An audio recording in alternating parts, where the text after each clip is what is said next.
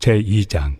유대인이라 불리는 내가 율법을 의지하며 하나님을 자랑하며 율법의 교훈을 받아 하나님의 뜻을 알고 지극히 선한 것을 분간하며 맹인의 길을 인도하는 자요, 어둠에 있는 자의 빛이요, 율법에 있는 지식과 진리의 모본을 가진 자로서 어리석은 자의 교사요, 어린아이의 선생이라고 스스로 믿으니, 그러면 다른 사람을 가르치는 내가 내 자신을 가르치지 아니하느냐?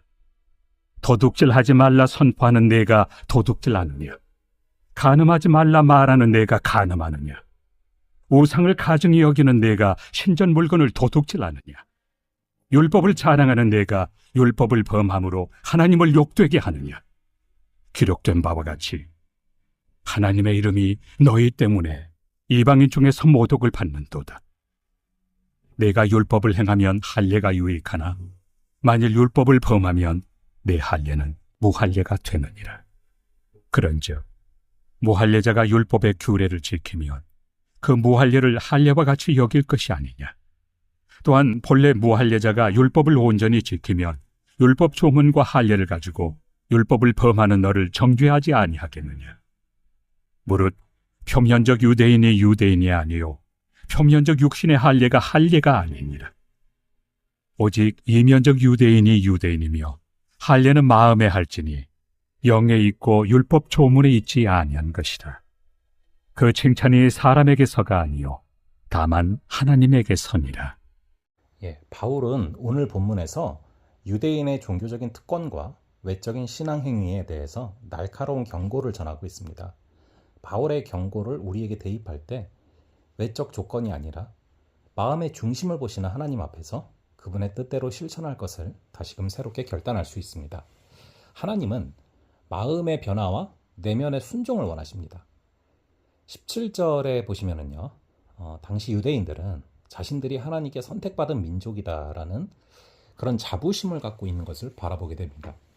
자신들이 어리석은 자의 교사요, 어린아이의 선생이다 라고 여겼습니다.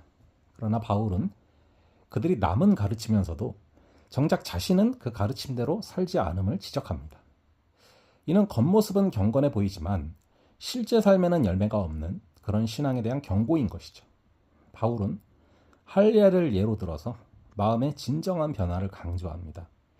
29절은 본문의 클라이맥스로 바울은 오직 이면적 유대인이 유대인이며 할례는 마음에 할지니 영에 있고 율법 조문에 있지 아니한 것이라 라고 선포합니다. 이면적이라는 단어는 숨겨진, 내면에 라는 뜻으로 외적 종교 행위가 아니라 마음 중심의 진실한 신앙을 강조하는 그런 표현이죠. 바울은 육신에 행하는 할례보다 성령에 의해서 마음에 새겨진 할례가 본질이다 라고 강조합니다. 구약의 율법도 너희 마음에 할례를 행하라 라고 명령하고 있죠. 1세기 유대사회는 율법 중심의 경건 생활을 매우 중시합니다. 할례는 하나님이 아브라함과 맺으신 약속의 표시였고 유대인들은 그것을 자신들의 믿음과 정체성을 보여주는 중요한 상징으로 생각했습니다. 하지만 이 시기에는 형식적이고 외형적인 종교의식에만 머무는 경향이 강했습니다. 종교 지도자들은 율법을 지키는 행위에만 집중을 했지 정작 율법의 근본 정신과 하나님과의 관계에는 무감각한 경우가 많았습니다. 이러한 위선적인 경고는 예수님 시대의 바리새인과 서기관들에 대한 책망에서도 반복적으로 드러나고 있습니다. 바울은 유대인의 이러한 태도로 하나님의 이름이 이방인들 가운데 모독당한다 라고 지적합니다. 이는 이사야서 52장 5절을 인용한 것으로서 당시 이방인들이 유대인의 삶을 보며 오히려 하나님의 이름을 경멸했다라는 사실을 반영하고 있죠. 우리는 성령으로 마음의 할례를 받아야 됩니다. 본문에서 말하는 성령에 의한 할례는 단순한 신념의 변화가 아니라 삶 전체가 성령에 의해 변화되는 것을 뜻합니다. 마음 중심에서부터 하나님의 뜻을 따르고자 하는 그 순종과 경건의 열매가 나타나는 삶이죠. 하나님은 그 마음의 중심을 보시며 칭찬하십니다. 여기서 칭찬으로 번역되는 인정받음, 칭찬, 영광, 이 뜻은 사람이 아니라 하나님께 인정받는 삶을 뜻합니다. 바울은 갈라디아서 1장 10절에서도 내가 사람들에게 좋게 하랴 하나님께 좋게 하랴 라고 말하며 성도의 기준은 하나님의 평가와 인정이다라는 것을 보여주고 있습니다. 오늘 본문은 외형적 종교 활동에 익숙한 우리를 일깨우는 강력한 메시지입니다. 교회 출석, 직분, 헌금, 봉사 등도 중요하지만 그것이 성령에 감동되어 우러나온 순종이 아니라면 하나님 앞에서 의미 없는 행동일 수 있다는 것이죠. 특별히 포스트 모더니즘 시대를 살아가는 다음 세대는 말보다 삶, 형식보다 진정성, 외면보다 내면을 더 중시 여깁니다. 복음의 능력이 나타나기 위해서 성령의 역사로 변화된 삶이 뒤따라야 되는 이유가 바로 여기에 있습니다. 자녀들에게 기도하라 라고 가르치기 전에 부모가 먼저 기도해야 됩니다.